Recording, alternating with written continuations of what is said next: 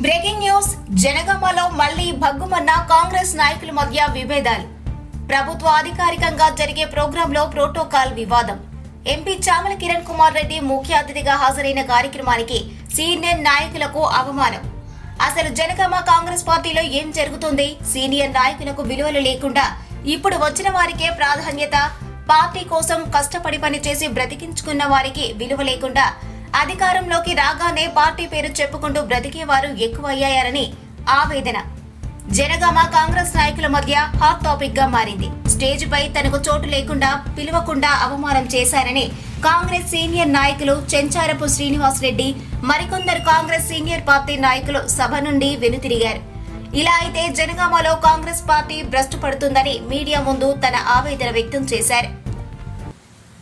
కార్యక్రమాలకు ఒక ప్రోటోకాల్ లేదు.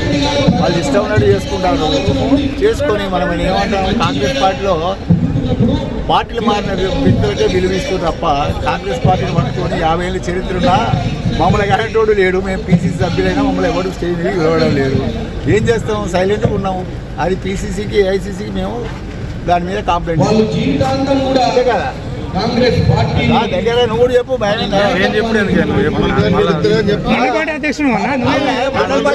కూడా విలువాలి. అసలు న్యాయం అయితే అఫీషియల్ ప్రోగ్రామ్ మనం విలువలేదని మనం ఆడడం కాదు.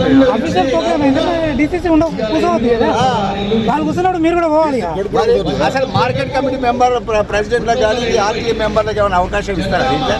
అదే అది పార్టీ ప్రోగ్రామ్ అయినప్పుడు పార్టీ ప్రోగ్రామ్ కాదు కదా.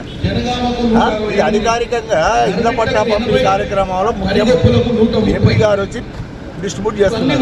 మరి ఎంపీ గారి సమక్షంలో వీళ్ళెవరు, మార్కెట్ చైర్మన్ ఎవరు, ఏ పదవి లేని వాళ్ళు, పార్టీ మారిన వాళ్ళని తీసుకొని స్టేజ్ మీద కూర్చోబెట్టి ఈ కార్యక్రమం నిర్వహించడం ఎంతవరకు సబబని నేను